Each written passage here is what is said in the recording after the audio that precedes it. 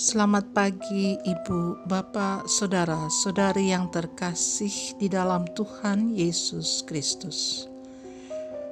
Pada hari ini, hari yang ke-13 dalam bulan Oktober, Kamis 2022, kita masuk dalam pekan biasa ke-28.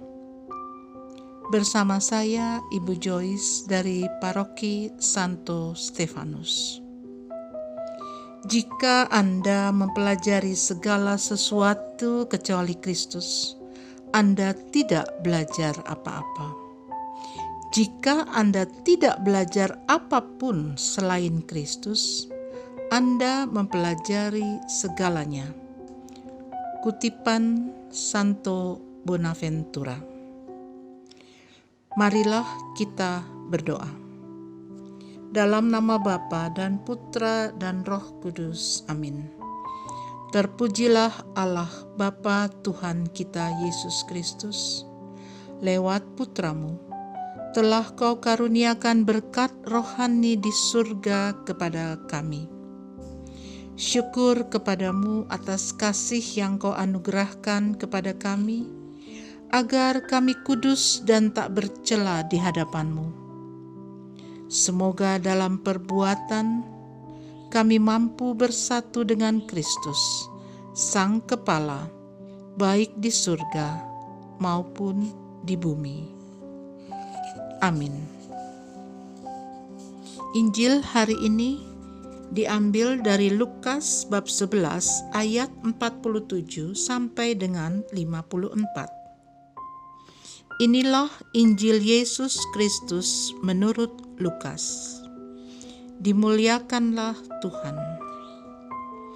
Sekali peristiwa, tatkala duduk makan di rumah seorang Farisi, Yesus berkata, "Celakalah kalian, sebab kalian membangun makam bagi para nabi, padahal nenek moyangmu lah yang telah membunuh mereka.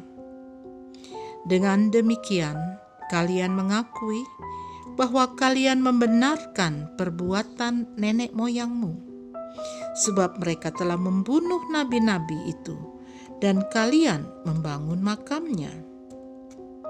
Sebab itu hikmat Allah berkata, Aku akan mengutus kepada mereka nabi-nabi dan rasul-rasul.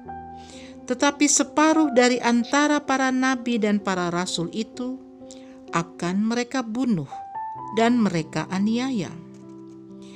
Maka dari angkatan ini akan dituntut darah semua nabi yang telah tertumpah sejak dunia dijadikan, mulai dari darah Habel sampai kepada darah Sakaria yang telah dibunuh di antara mezbah dan rumah Allah.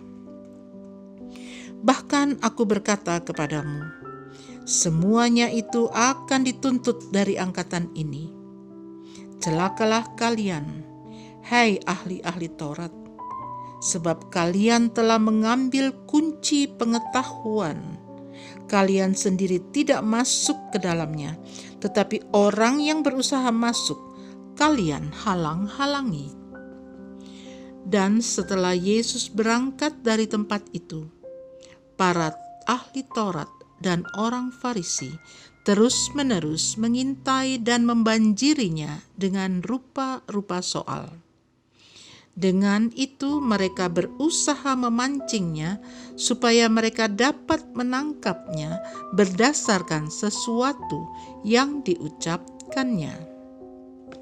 Demikianlah sabda Tuhan. Terpujilah Kristus. Renungan hari ini dari Injil Lukas. Ibu, Bapak, Saudara yang terkasih, peringatan Yesus terhadap kaum Farisi amatlah tegas dan keras. Mereka membunuh para nabi, tidak menerima pesan mereka, tidak bertobat, dan perilaku ini sesuai dengan perilaku leluhur mereka. Mereka menerima tanggung jawab atas penolakan dan penyingkiran Yesus Kristus. Mereka buta karena kecongkakan mereka terhadap pengetahuan akan kitab suci.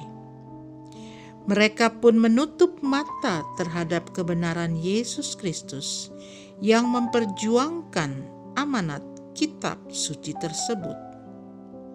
Ibu bapa yang terkasih, orang yang menutup diri terhadap kebenaran bisa jadi juga akan menjadi penghalang bagi orang lain yang sungguh mau mencari kebenaran.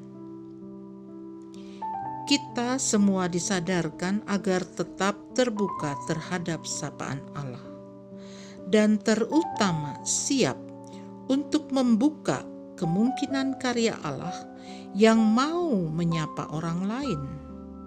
Bagaimana keterbukaan seperti itu dapat kita usahakan dalam kehidupan kita?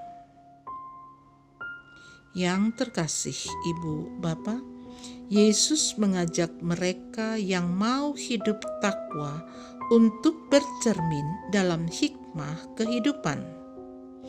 Tidak banyak artinya membangun monumen untuk para nabi dan mengabaikan pesannya.